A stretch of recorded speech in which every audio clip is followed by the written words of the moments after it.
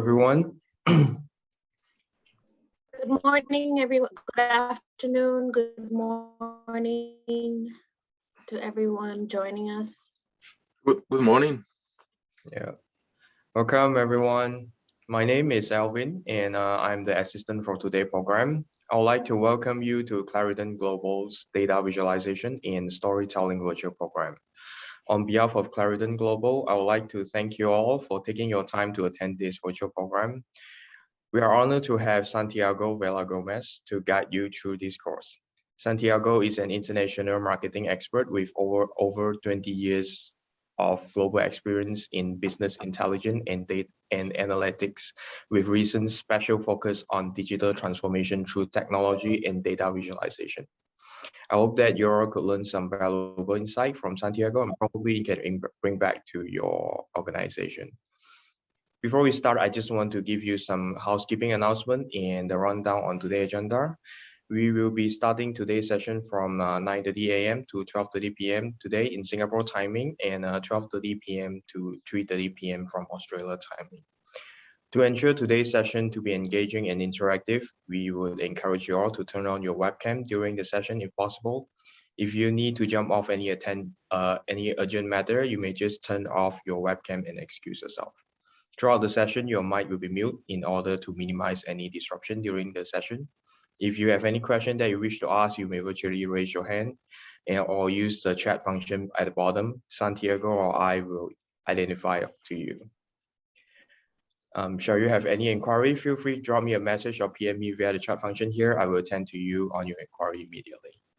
Without further ado, I would like to pass on to Santiago to start the session. Santiago, over to you. Thank you, Alvin, and welcome everyone. Hope you are doing well. You can call me Santi if you want. That's my short name. So it is a pleasure to be here discussing storytelling and visualization. And I just hope that this session is, something that you can take advantage in terms of developing your new data strategy or developing your new programs when it comes to storytelling and visualization. So I have been working on business intelligence for a while now. I am someone who is very passionate about what we can do with technology, but always we can move that technology to a more human-centered perspective. Well, the topic today for our first module, how to develop storytelling, how to find out what is the best approach to develop our storytelling, how to communicate this to the board, how to create a dynamic in which we can move data to a more friendly environment for people to actually consume our information in a more traditional way, the way they consume information when they have fun or when they research for something. So that is what we want to achieve today. We want to move this to a simplistic terms that will allow us to transfer this to the board, but not just to the board, but also to stakeholders that are somehow involved in our corporate programs.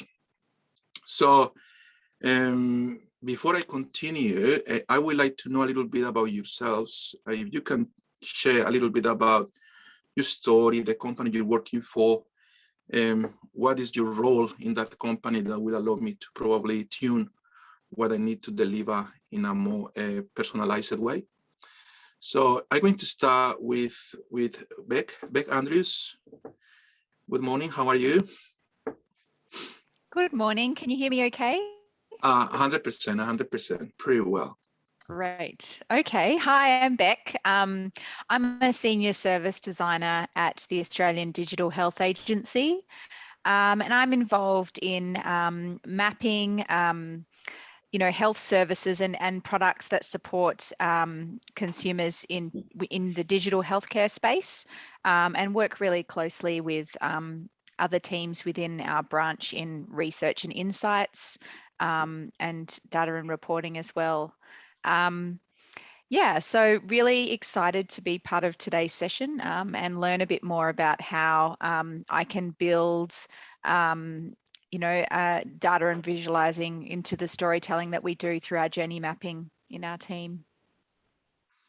Fantastic. Well, you mentioned something that is critical to all of us, which is mapping. The mapping process is very, very tricky, and it's something that we need to do properly in order to have a flow of information that makes sense. So that's pretty positive that you guys are working on having that mapping properly structured. When I was working for a company here in Australia that is called Packard Australia, probably it's not well known to you guys because it's business to business, but probably you are familiar with the Kenworth trucks, the heavy duty, these big trucks that go from Melbourne to Darwin, no problem in one go. And we were doing the digital transformation project. That was back in 2015.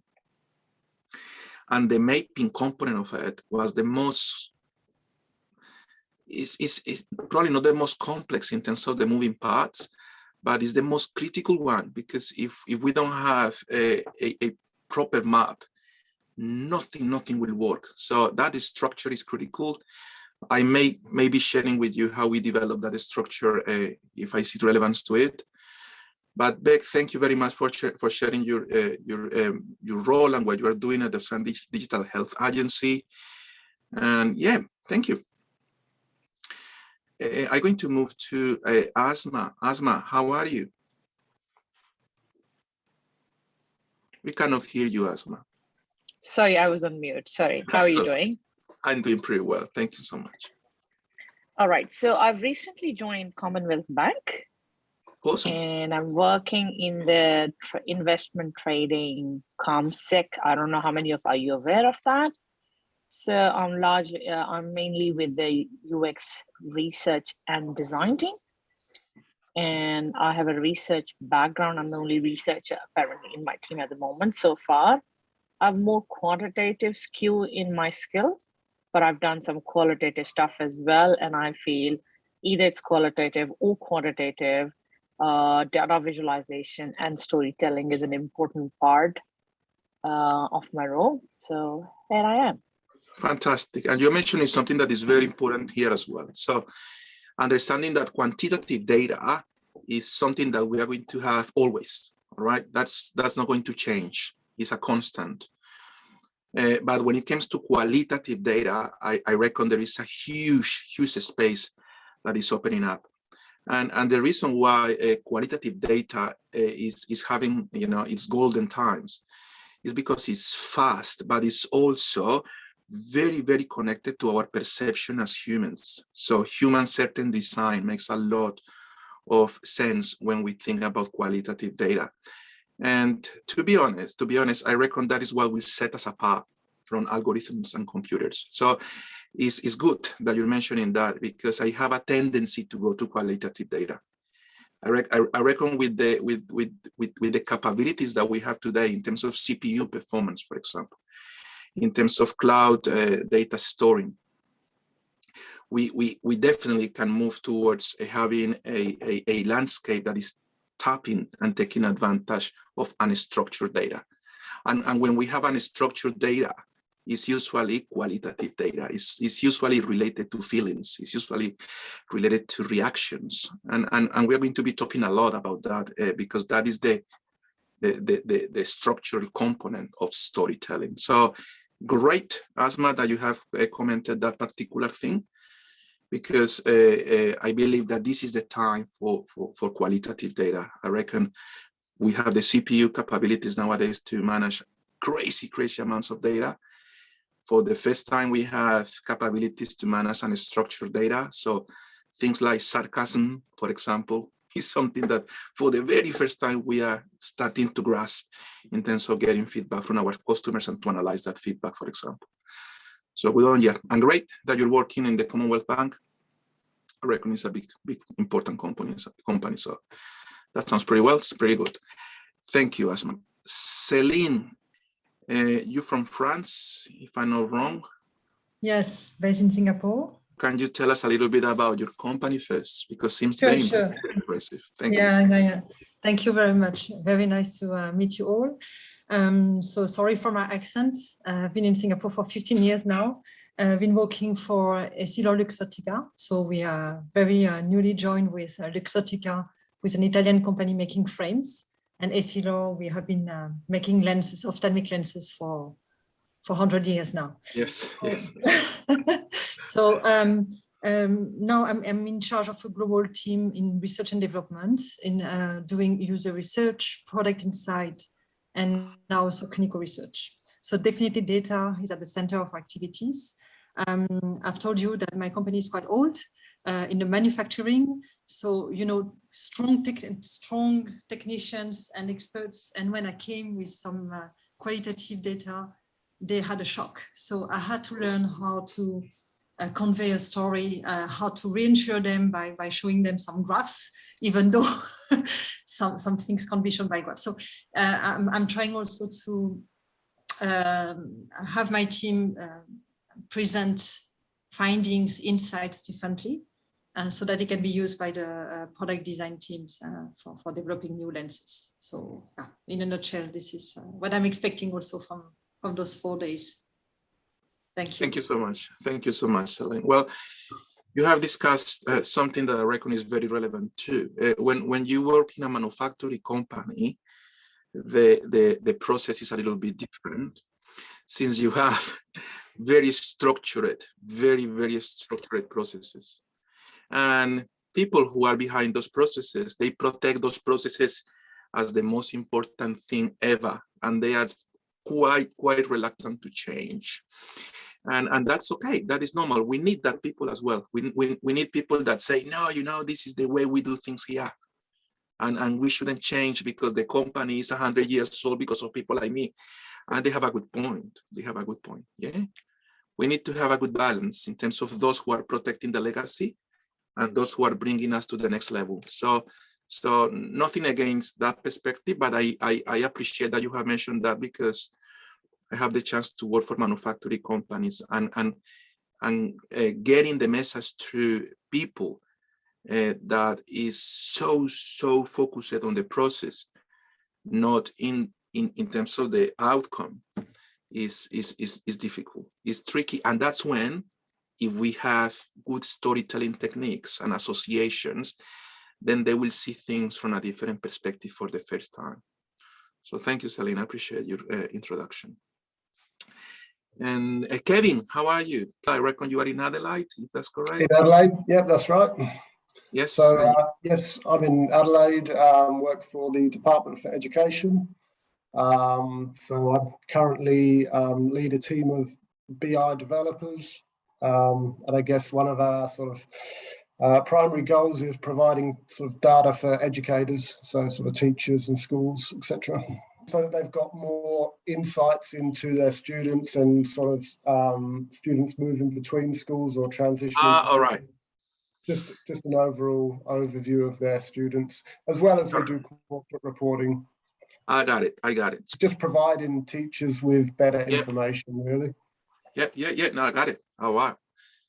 Okay, that for a teacher, that will be amazing, yeah, because the more you know the student, the easier will be for the teacher to develop the personalization of that program. We all need to understand that students came from different backgrounds, with different expectations. They want different outputs and outcomes out of the learning program. So if you get enough data to analyze them from an individual perspective, I reckon your delivery as a trainer, facilitator, or teacher will be much more efficient. So good on you, Mike. I reckon it's a really interesting sector. Old stories, as a result of data visualization, all stories, regardless, they have to bring an insight, a connector for someone to make a decision about what needs to be done in the organization, or for someone to develop a program or develop a new product or develop a new service. And that is when innovation is a key element of this discussion, all right?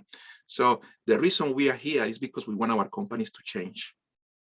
So the reason we develop stories is not to reaffirm our current position. That is not the point of what we are learning today. It's not looking backwards. It's about visualizing what is that future like.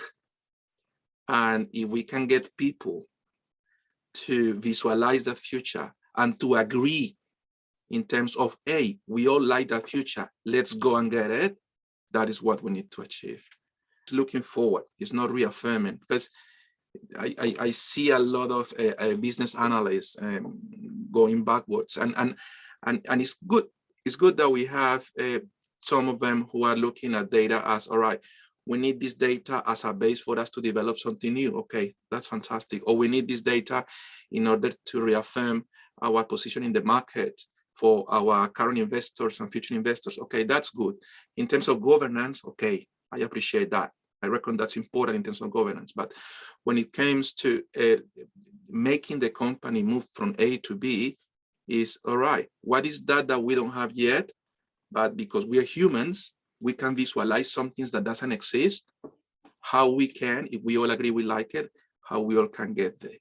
So what make us different is that I mean, in terms of a species, is that we truly can visualize things that don't exist yet, which is something that so far seems like animals cannot do. So how good it is, you know, that we can transfer those stories to the board for them to make a decision or to develop a new product, services, or experience. All right, Daniel, you are with Kevin, I guess, in the same department. Yeah, that's right. I am. Just sorry, my little boys just walked in at the same time. Don't worry about it, my friend. Oh, can we come back to me in 1 second? Sorry. I will. No worries, mate. Cindy, how are you today? You are from the Adecco Group. Yeah, hi, good morning, everyone. It's so glad to meet you all. And nice to meet you too. And so I'm very happy to be here today as our organization is being through a huge transformation. And not only talking about, bringing the digitalization and the data, we're actually kicking off a lot of projects trying to provide, the efficiency, but also more robust solution to support our clients. And on top, since we are moving towards this huge transformation, I believe as a leader, managing the transformation, engaging the team, and telling a very, very good story, by making it inspirational. It's easy to say, very difficult to do, because I'm actually managing the overall finance for the whole APAC, where we had about 13 countries. They are all relatively fragmented, mixed ways, very mature organization, very big, billions of business on annual basis, but also some very, very small countries in Asia, for example, where they are in a very different initial stage of the development. So how we are going to onboarding them and to make sure they are fully engaged, to be open-minded, with growth mindset, to capture opportunity and seize opportunity together with us is to me a very big mission, but very big challenge at the same time. So I'm very happy to be here today, to discuss together how this data, digitalization could help us, and also how we as a leader could use storytelling to fulfill our mission. Thank you. Fantastic. Thank you, Cindy, and congratulations on your new role at the Adecco Group. And it's all about stories. It's 100% about stories. We are getting back to our origins in terms of how relevant it is to connect with people through real stories.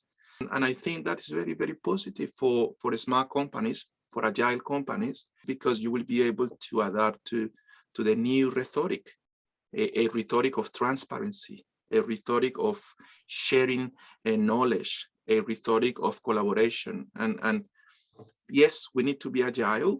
So we need to have digital transformations in our companies that allow this agile environment. As we advance, probably you already know this, but you are going to probably discover, some of you, or you're going to reaffirm that the value of storytelling is letting people to find out what is the solution to the problem. All right? The purpose, the reason why we do stories is not for us to tell people, this is what we think, this is our advice to the board. No, it's not. If that is the traditional way, which is great too. I mean, the traditional way is you go as an expert, or you go as a business analyst, or you go as the vice president of finance to the board, and then you say, look, because of my experience, because of my knowledge, then this is my advice to the board. And remember, when we're talking about knowledge and experience, these two things together, this is what we refer as an insight. What it is an insight is the summatory of two elements: experience and knowledge. And guys, happens to be that for you to have experience and for you to have knowledge, you need to suffer a little bit. You need to move around. You need to talk to many different people. You need to have different expectations and different experiences. And so it happens with time. That's why I strongly believe actually that seniority is important in this discussion that we are running today. It's not saying that a junior person cannot do storytelling. No, that's not what I'm saying. But what I'm saying is that seniority matters here, because when it comes to insights, we need to realize, we need to understand that an insight, which is a beautiful thing, that the value of a good insight could be millions of dollars for a company. I don't know if you agree with me, but the point is, this is how it has been done as well in the past. You know, our ancestors, the elders, were the one transferring the spiritual knowledge to the young people. So thank you, Cindy. I reckon your presentation is tapping into what we will be discussing today. Lian, how are you? I'm good, thank you, Santiago. Is that how you pronounce your name? Actually, it was just perfect. Well done. Oh. Yes, it's difficult for some people. That's why, yeah. If you can call, or anyone, if you want to call me Santi, that's okay too. But Santiago is my first name. Okay, it reminds me of The Alchemist. Yes, some people tell me that. Yeah. Anyway, well, great to meet everyone on the call and yourself. I'm Leanne McGowan from Similar to Beck, and I see Paul Hunt on the call as well from the Australian Digital Health Agency. Similarly to Asma, who, I have a background in research, predominantly health research. And in our team, we really focus on a lot of the survey data. And so trying to really understand people's experiences, behaviors, attitudes, use of digital health solutions out there in the marketplace, as well as some of the Commonwealth tools that we have as well.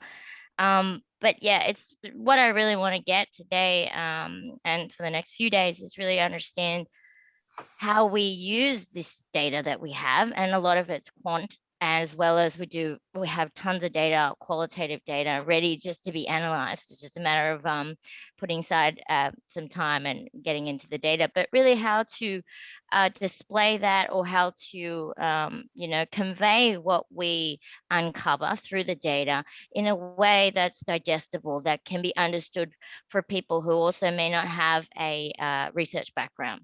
100%. So in a way that's, that can be universally understood.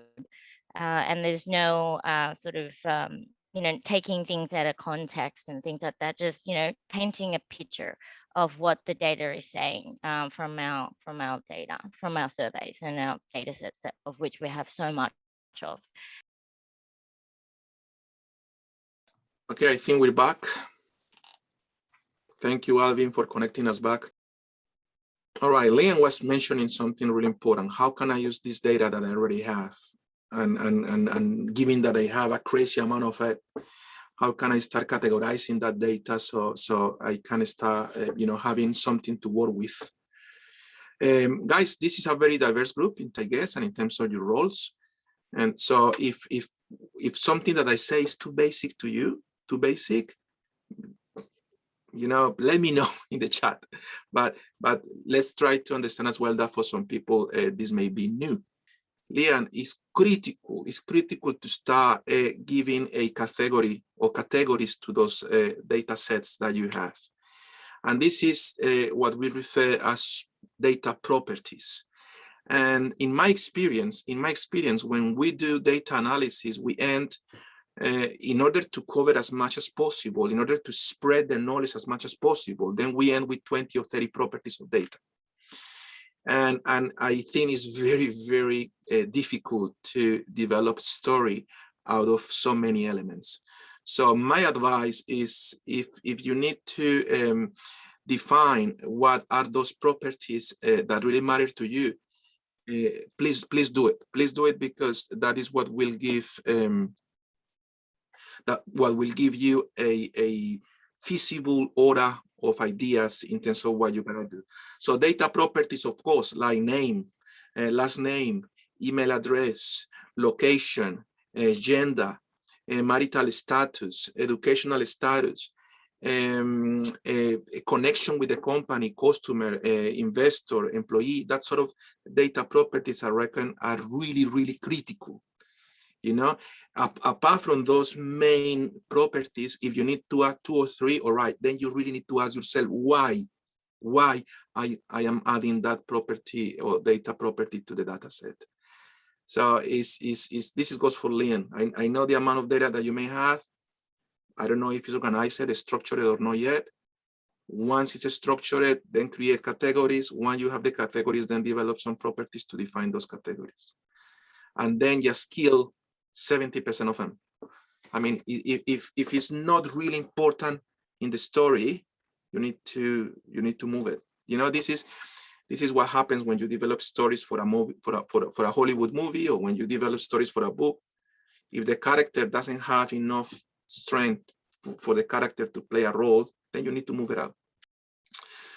Okay, guys, so let's move with our program now. Let's start with the first component, which is how to define our audience. What is the new audience? Why this is important? Why this is the first thing that we are going to discuss? I strongly believe that if you don't know the language of your audience, they are not going to understand you. So I'm telling you this because of my own experiences. You know, it's difficult to get your message across. It's almost impossible to get your message across if your audience and you are not talking in the same language.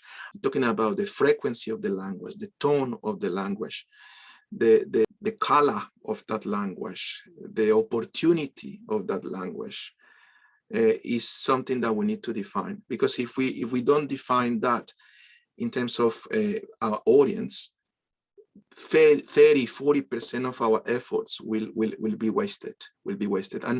And what we want to do is to be extremely efficient, given the principle that our resources are limited. So we have few people working in our teams. We have few hours per day to develop insights. We have some customers or some agencies that we need to keep close to us because they are key stakeholders. So how can we depurate this? How can we clean up our decisions so we really go through what really matters? And that is why it's critical for you to know what is the tone, what is the frequency, what is the language of that audience. So what is the audience today? The audience is people in the company or in the organization that make decisions out of the data that you present. Or the audience is people that, as a result of what you present, the stories that you tell, they will develop innovation. Is one or the other. Is strategy or innovation. All right, is strategy or innovation. When you give insights to founders, when you give insights to companies, stakeholders, key stakeholders, shareholders, you always need to put yourself in your in the shoes, you know. So that's why we also talk a little bit about emotional intelligence here. How can the storyteller be in somebody else's shoes in order to analyze how the story will be received? And what I can tell you is, when you are communicating that story, the output of that story should be, can this help my company to make a strategic decision? That is one. Can my insights through my storytelling help my company to innovate? That's it. So I'm going to start with the first part, which is the strategic component. All right, can you see my whiteboard, guys?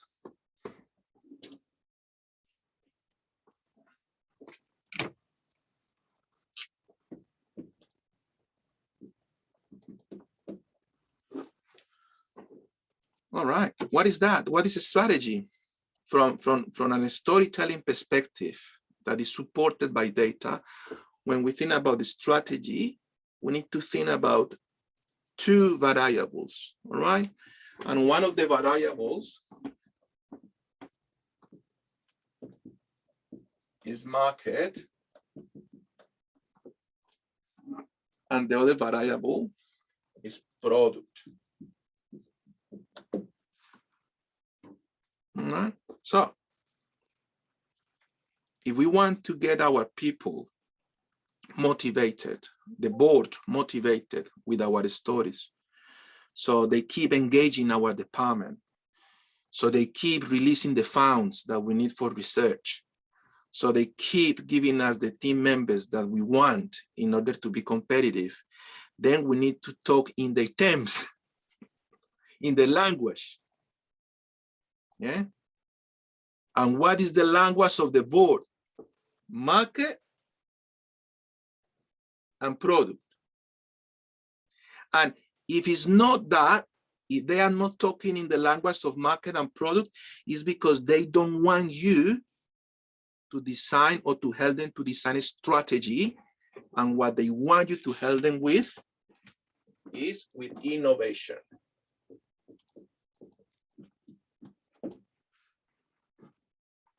So is innovation or strategy? Is one or the other? Let's start with the strategy first.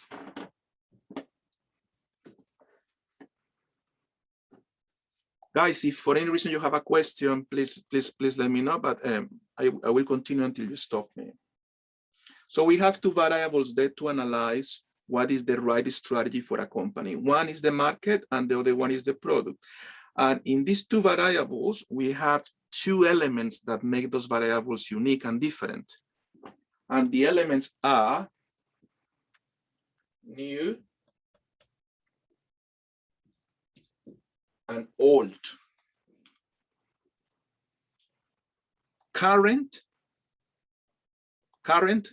Old, current, new, the future, what is coming, something that doesn't exist yet.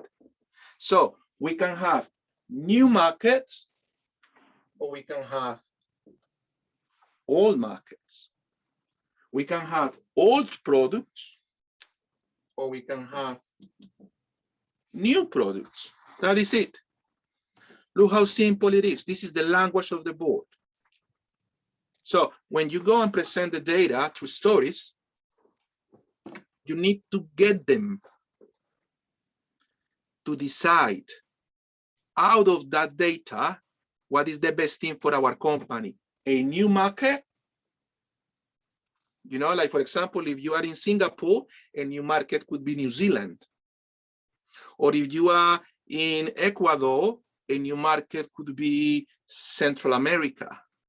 Or if you are in the States, a new market could be Italy. So that is one probability. Or the other one would be, no. What they want us to bring them through stories and data is enough information so they can say, they can define, they can decide, no, the market that we have today is the right one. We shouldn't move. We should stay here. We shouldn't open a new branch over there, all right? Now, the other variable, product, same dynamic. You need to get them to decide if the product, if the glasses that you have, the frames that you have today, the old ones, is what we need to keep being competitive, or what you need is them, not you, but them, the board, to tell you, hey, no, you need to develop some smart frames, something that can adapt to how people is wearing, you know, what is the kind of color that they're using today and what is the shape. Of course, I read a little bit about the work that you're doing, Celine. But I found that very interesting. See that. Because I reckon that is a fantastic project, to be honest. You know, it got me like, oh, wow, this is cool. So Celine is working on projects that are related to developing frames that are smart, that can adapt to people preferences. And I was like, wow, this is new. First time I heard about that. Yeah. So I like it. All right. So the board will tell you, no. What we want is a new frame that we can commercialize, that we can use as, you know, a reference for us to be the pioneers in that particular industry. Right. So listen up. If the board, as a result of your story, selects new market, a new product, both of them are new, that strategy is called diversification.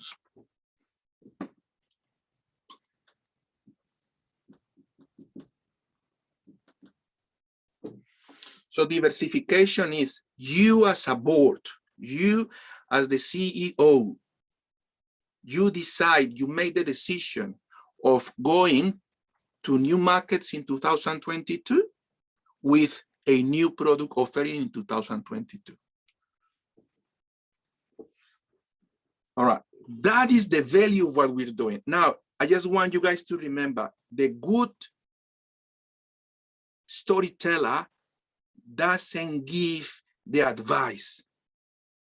You don't give people, you don't go and say to the board, hey, look, because everything that we have done with my team, because of the analysis that we have done, I think that you guys should open a new market and develop a new products. And the strategy is called diversification. You don't do that. That is not our role.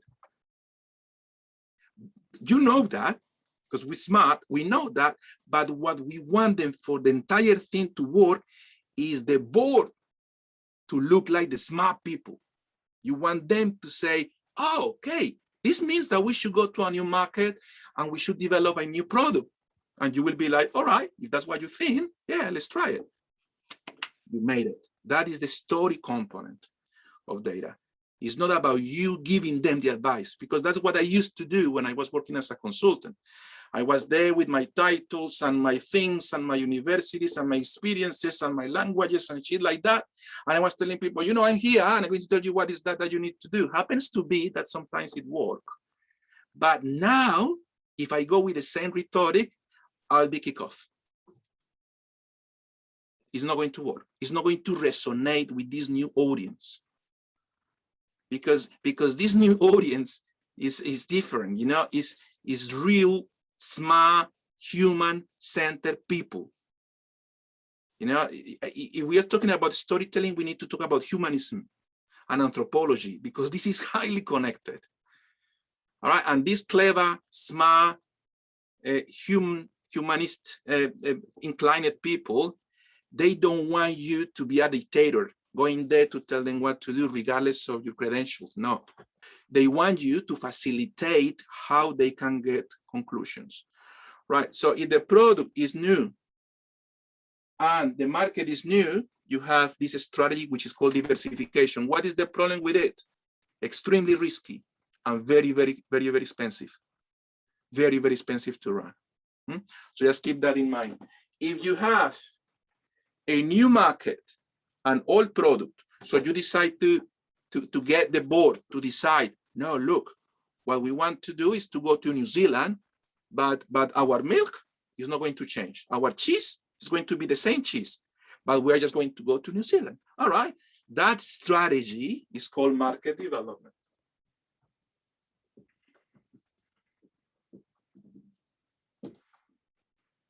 What about the risk? The risk is medium, and the return on investment is medium too.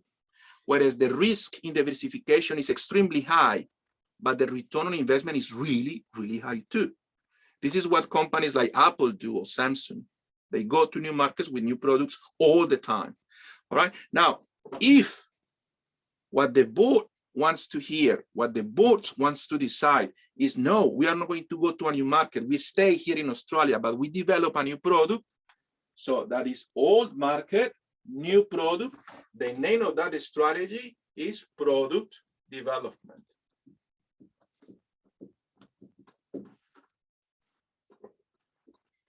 What about the risk? Medium risk, because developing a new product is risky. What about if the market doesn't accept it? What about if it's not the right time for the market to consume this product? Because that is what happens a lot of times with innovators.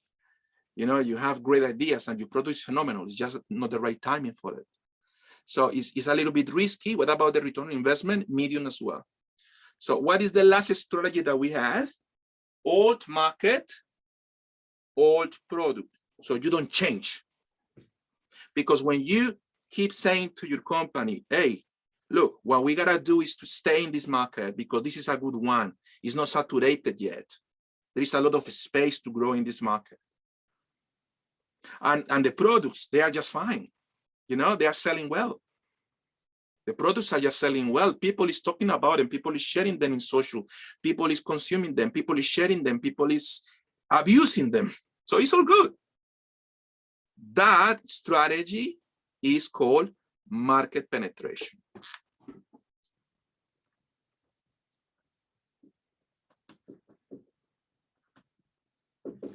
Market penetration. Market penetration means that you don't want to move out of that center market. You don't want to develop new products, but you want to have more market share. You want to beat your competitors. Usually this is done through pricing and margins. All right? But it's a very, very, very complicated strategy because it's very, very difficult to explain people in the board why we don't want to change.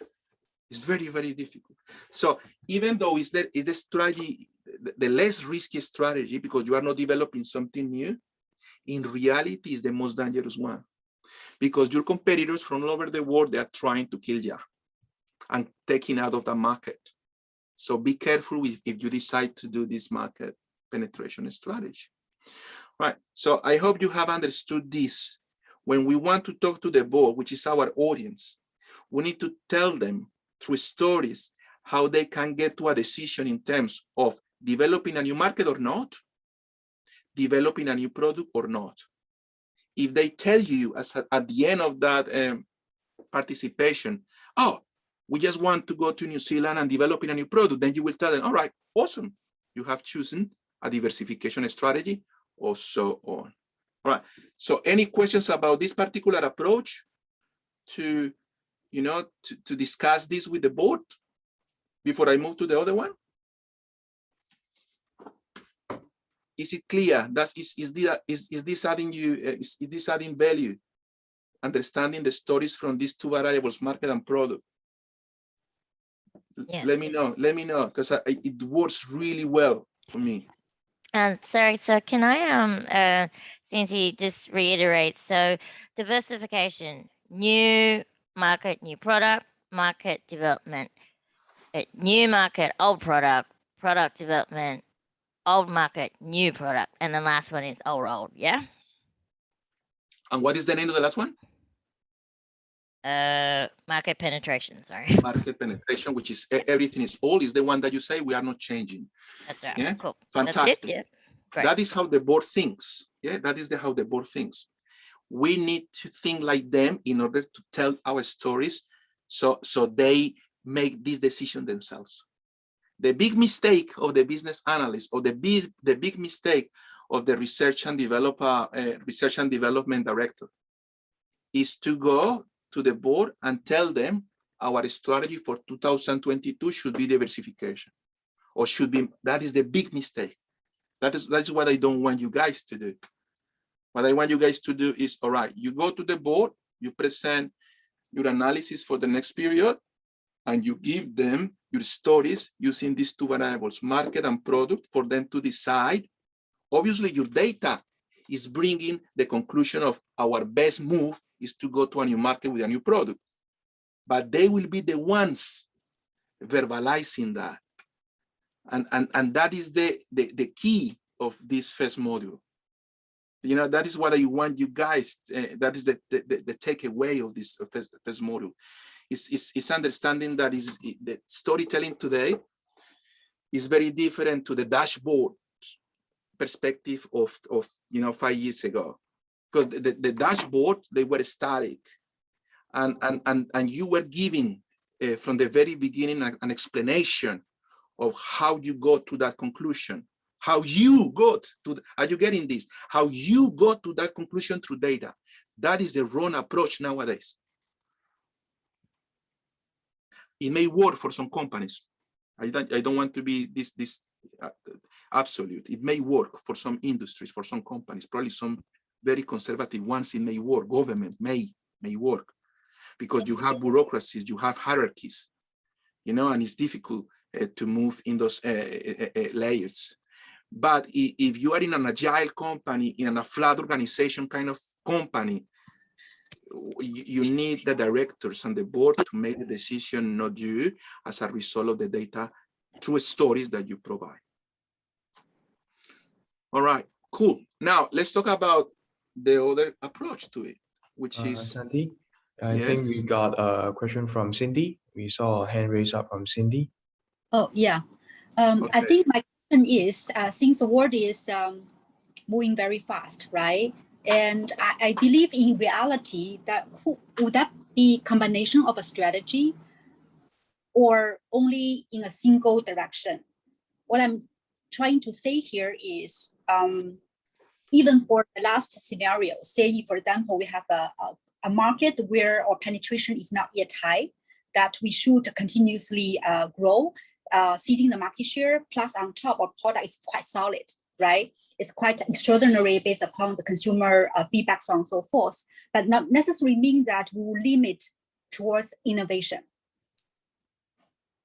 Because, as I'm coming from FMCG companies on particular like food and beverage company before, we know that, at the same time, I think in most of the cases, you might have to also take a risk to do innovation while you are emphasizing your core competencies, your core products. And so, thank you. Well, Cindy, I got it.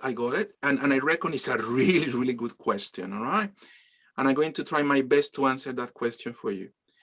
Look, I strongly believe, when I say I strongly believe, because I really do, I strongly believe that a governance is critical here. And one of the criteria that makes governance efficient is to make a decision in terms of where to go, south or north. And that is difficult, as I said before. It's difficult for the founder of the company, it's difficult for the board to make that decision. But happens to be that these people is very, very well prepared. They really know the game. They really do. They really know the game. And on top of it, and seriously, and I mean it, they are getting paid a really, really good high salary, really good one. So the reason they are getting that high payment as a salary is because they should be accountable, right word, not responsible, but accountable for their decisions. All right. Now, if they make the wrong decision, all right, that's not good. It's not good for them. It's not good for the company. It's not good for them because the entire reputation is gone. 20, 30 years of academic studies, gone. 20 or 30 years of extensive networking to build a personal brand, gone. So it's a very, very risky approach to life. But that's what you decide to do when you want to become a board member, director, or CEO, or founder of a company. Everything is at stake.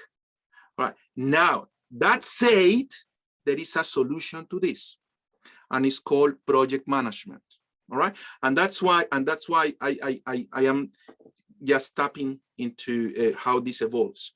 So I don't know if you guys are familiar with project management, but project management is the alternative to the strategic direction, which means imagine that you are a tribe of people, and the master, the leader of this tribe goes and say, no, we are going to the south because that is where we have to go. That's where the green land is. That's where the animals are for hunting. We all go to the south. But you go and say to 3 or 4 people in the tribe, you guys, you will be paid, but you 3, you go to the north. You 3, you go to the north, just to find out how does it look like there. So that is what we do in project management. In project management, we separate ourselves from the traditional structure of the company. You need to realize, seriously, that the project manager is very different to the functional manager. Yeah, you need to realize that the functional manager is the marketing manager, the finance manager, the human resources manager, the operational manager. Yeah, they are functional managers. They have a function and they have a team, by the way. They also have a team that is with them for ease to move that department up. And the entire perception of life, organizational life, is to protect that department so that department continues existing in the company. Think about IT departments and how threatened they are right now because of cloud technologies, for example. Yeah.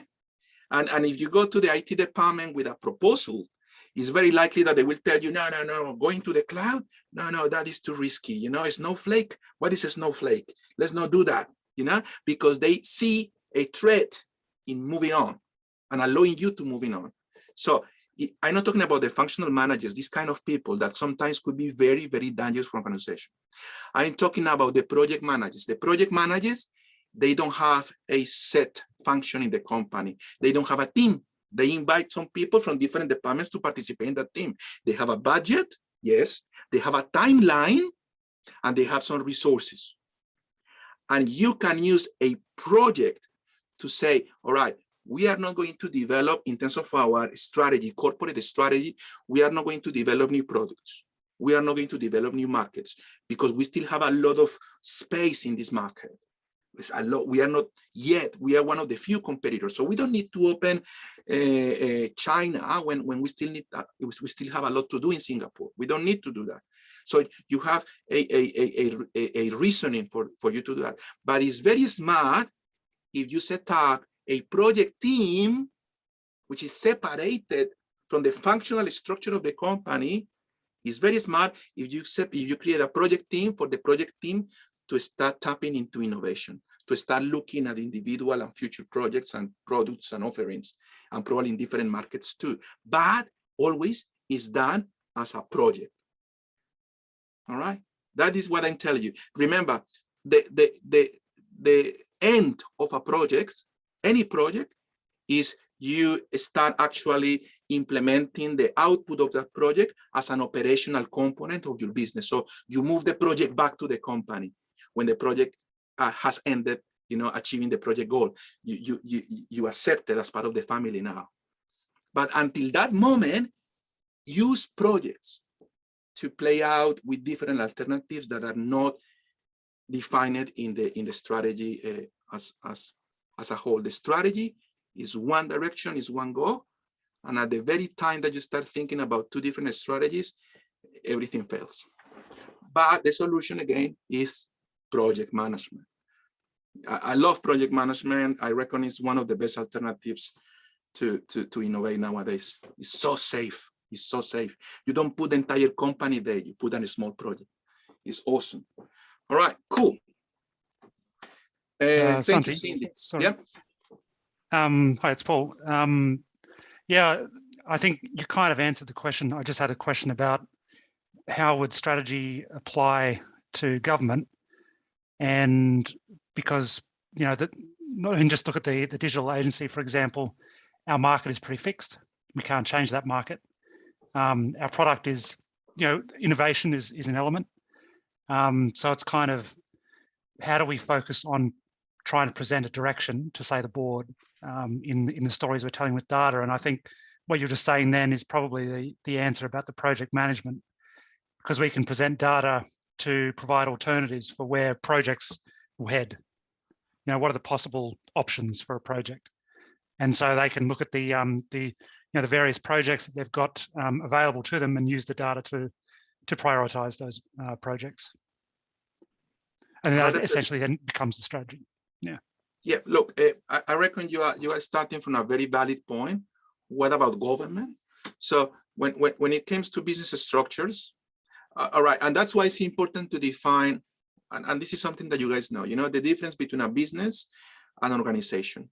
So when we are talking about organizations, we have different dynamics. One of them, which is the most popular one, is business to customers.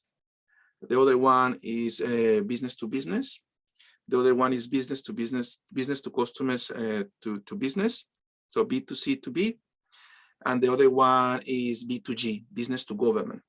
So when it comes to business to government, 100%, I understand that there is a limit in terms of the market expansion because the government is fulfilling the needs and services of a particular setup group of people. Could be a council, could be a city, could be a country.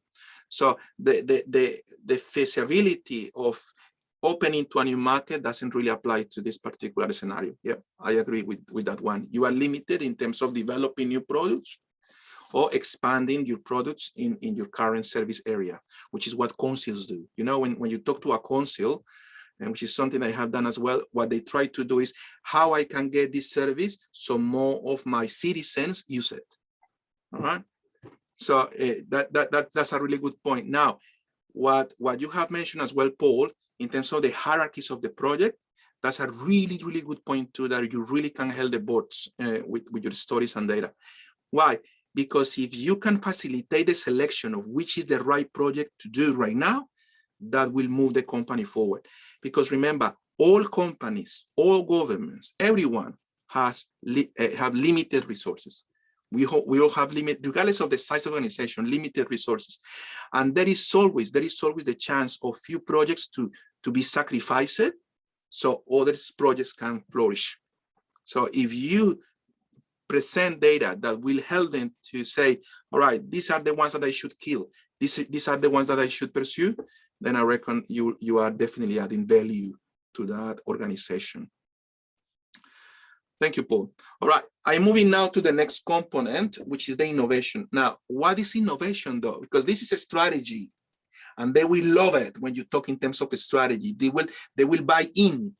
If you propose the story in the proper format, they will buy in. But let's say that this company is not a company that you can talk in terms of a strategy. Probably they don't have the seniorship, probably they don't have the structure, probably it's a very young company, all right? They don't understand the concept of risk, return on investment. That's not the language for them. All right, this is more corporate. Yeah, now, probably this is more for entrepreneurs, for new companies, for startups. So let's talk in terms of innovation. What is innovation and how can we use storytelling and data to support innovation? Let's start defining innovation. Anyone, please, your ideas about what innovation is.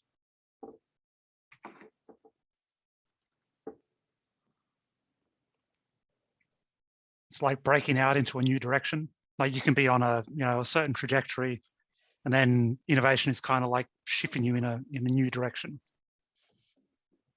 perhaps.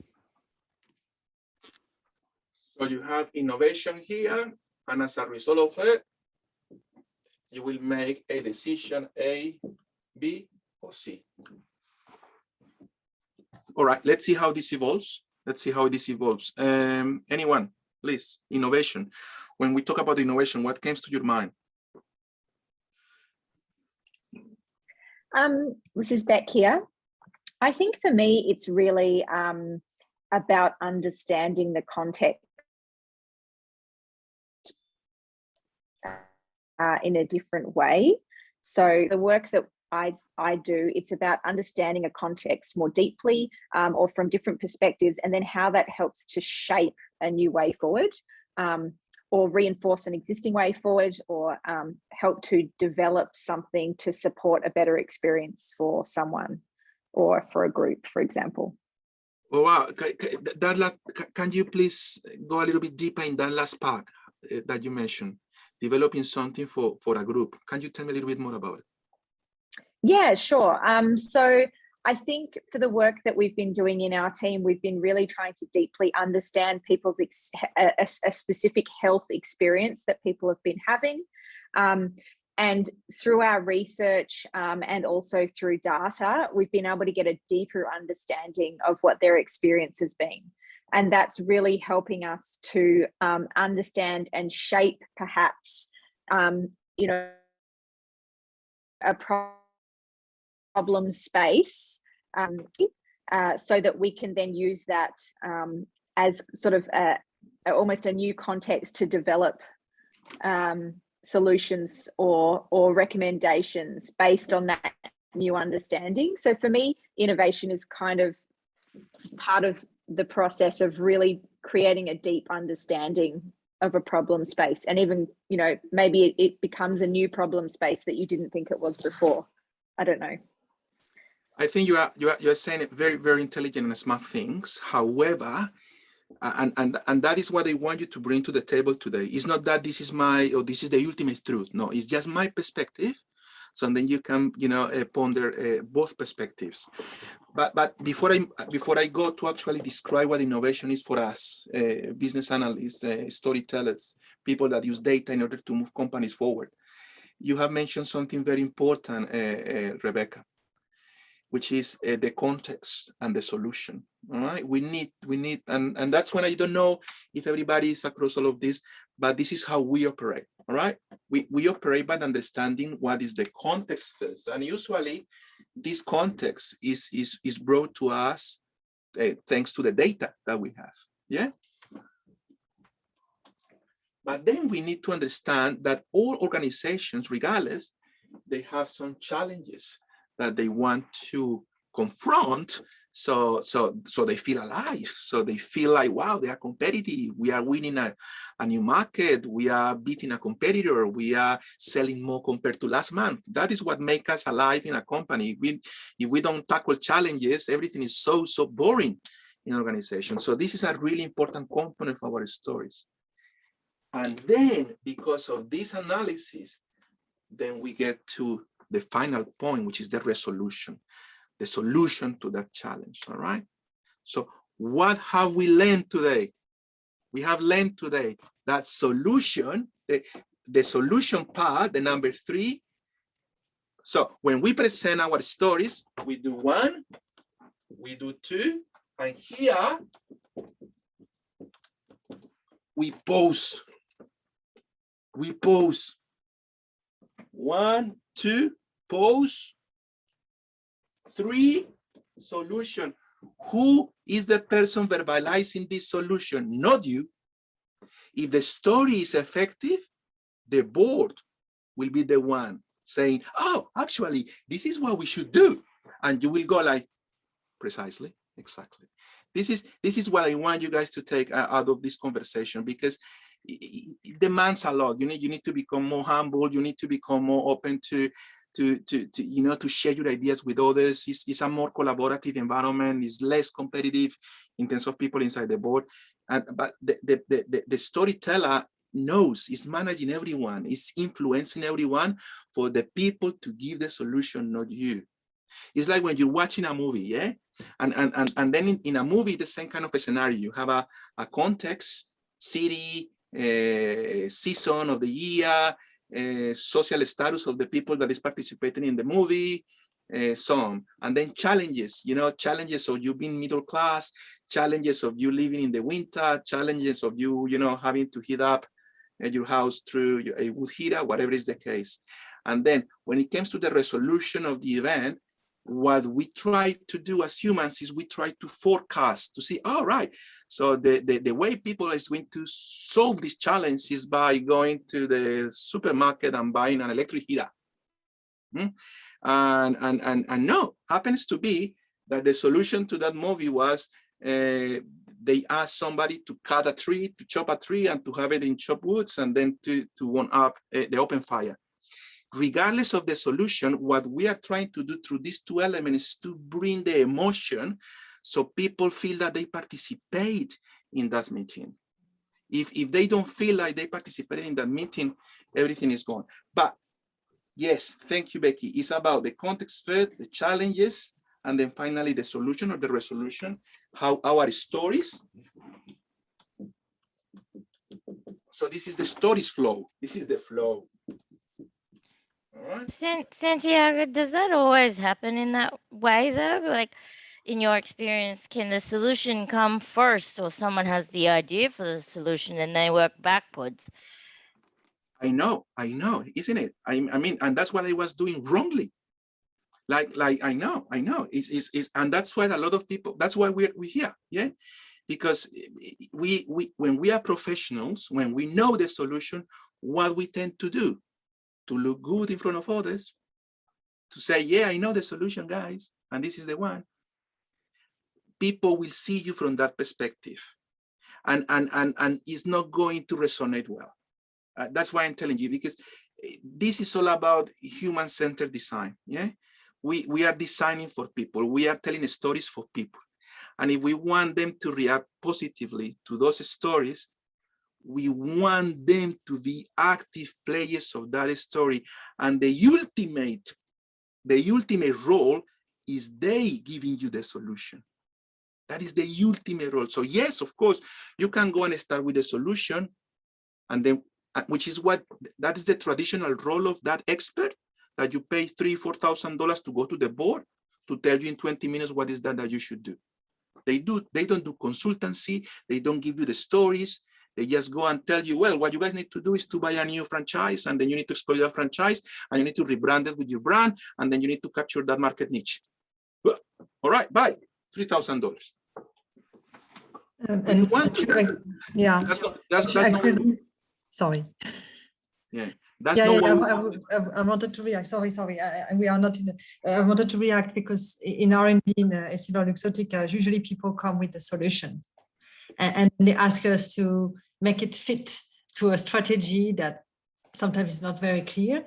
And now we start to have some issues with our colleagues, because we start to say them, hey, this may not be like that, because you see the barriers, you see the context, and we may change. So usually, and this is what's happening in R&D with very smart people, they come, they know already what they should be. We know with the smart frame, they know exactly how it should be, but they didn't look at the context. They didn't look at the barriers. They didn't look at the people who will use it. So, exactly. And that's why they approach. I know. And you know, one of my bosses, Neil Willocks, in this multinational company, Packard, when I started working 8 years ago in digital transformation, I was super passionate. You know, I was one, you know how to solve this, let me do it, let me say it. He was, Santi, you are not in solution mode. I don't want you to be in the solution mode, Santi. You need to explain the process. You need people to get to understand by themselves the solution. That's not your role, mate. So I know, and that's why this kind of training and education is very, very important. And that's why when we talk about storytelling and data and visualization, that is connected with business strategy like 100%. Because the only reason we do this and we tell these stories is not to entertain anyone. The only reason we do this is to transform the enterprise, is to change, is to move forward, is to move from A to B, is to do re-engineering, is to forget about constant improvement, which is not working really well because it takes ages for you to do a little bit of change. So when you have a story that can transfer a company, that's when you do rebranding. And sometimes rebranding is the way to go. Have a look at what happened with Facebook and Meta. I mean, that is unbelievable. I mean, who on earth thought that a company would be sacrificing a brand like Facebook? Unbelievable, you know, but through stories, then they can take to a point where they say, well, if we want to change, if we want to be the company of the future, Facebook will not serve to best advantage. So yeah, please, let's forget about solution mode. It should be the last thing that we discuss. Before we need to develop the context, we need to understand people, their motivation, their frustrations, what is working well, what is not working well, what is working in a different country, but it's not working here, what is working here, but it's not working in a different country. Why? Can we understand this from a human-centric perspective? Can we invite an influencer to give us her perspective of how this should operate, how this should work? So we just need to develop that context first. And then we need to address the challenge. And the challenge, once we have understood the context, could be something very different to what we thought before was the challenge. Anyway, So I reckon the following the system in this particular case is an important thing to do. It's a process that should be followed. Could be variations, of course, but there is a method.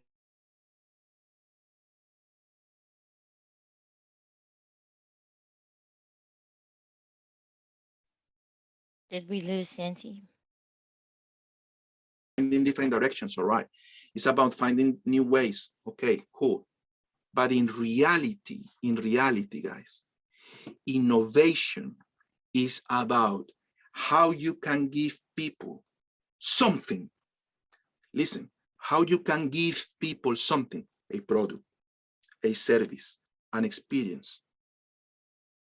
How you can give people something that they never thought in their minds, they never thought they will be able to access to.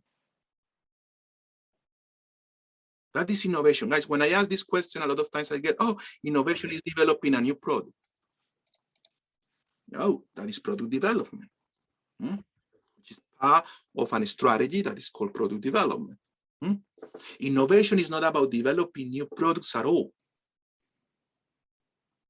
When you develop something that didn't exist before, for instance, that could be a fantastic invention.